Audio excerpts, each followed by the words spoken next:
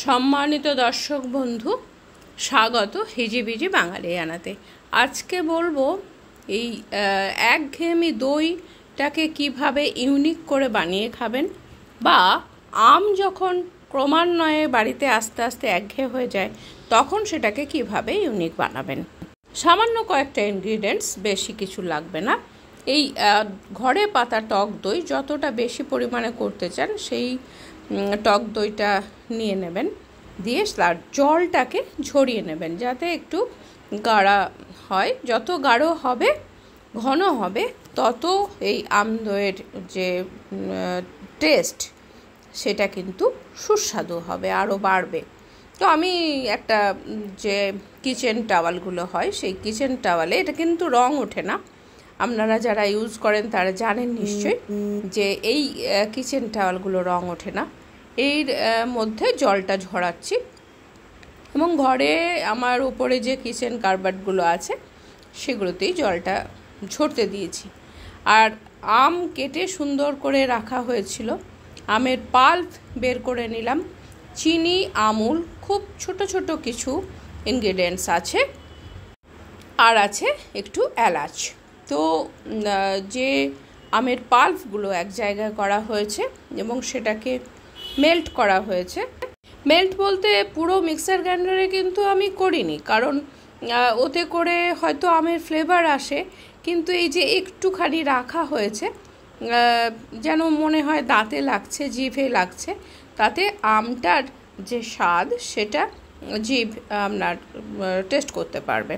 তো সেটার জন্য আমি ওই তার মধ্যে চিনি এবং আমুল দেখতেই পাচ্ছেন যে ঢেলে দিলাম। আমি 10 টাকা বালা কেনার যে আমুল প্যাকেটগুলো, সেই প্যাকেট 2টো নিয়েছি এবং এটাকে ক্রমান্বয়ে স্টির করে এটাকে নেড়ে নিয়েছি যাতে এই ক্ষীর ব্যাপারটা আসে।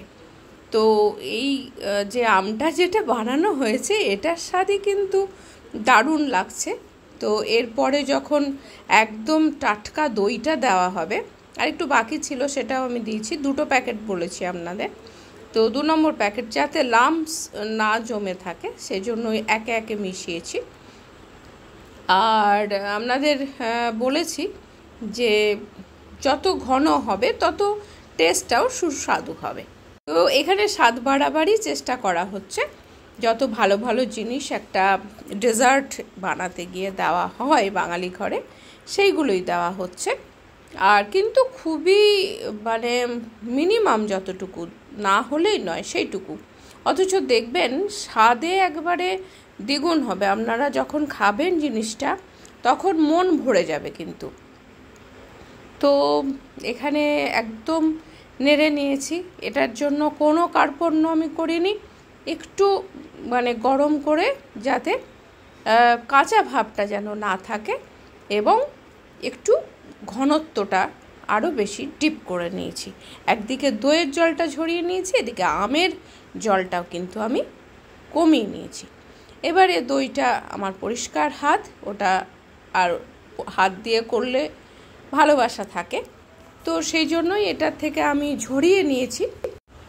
এরপর দইটা স্টির করছি যাতে দইয়ের মধ্যে কোনো রকম লাম্পস না থাকে।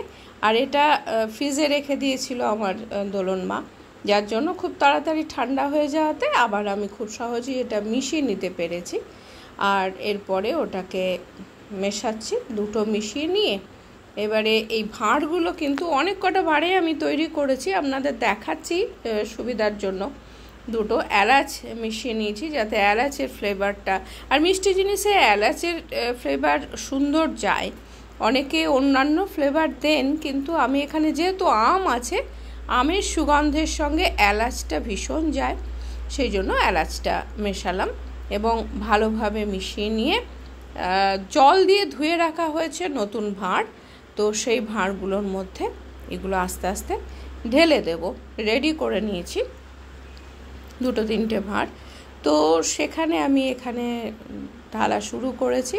ক্যামেরার পিছনে আছে দোলন, ও আমাকে সাহায্য করছে। দোলনকে আপনারা এতদিনে প্রত্যেকেই চিনে ফেলেছেন, তো ও আমাকে ক্যামেরায় সাহায্য করছে এবং ওর উৎসাহতেই কিন্তু আমি এই খাবারটা বানিয়েছি এবং পুরোটাই ক্যামেরাবন্দি করেছি ওর উৎসাহতেই। কারণ খাবার নিয়ে এখন আমি যেহেতু চ্যানেলে দিচ্ছি না, সেই জন্য কিন্তু ওর উৎসাহ না থাকলে আমি কিন্তু এটা বানাতাম না। পুরো ক্রেডিট গোজ টু মাই দোলন বেটু।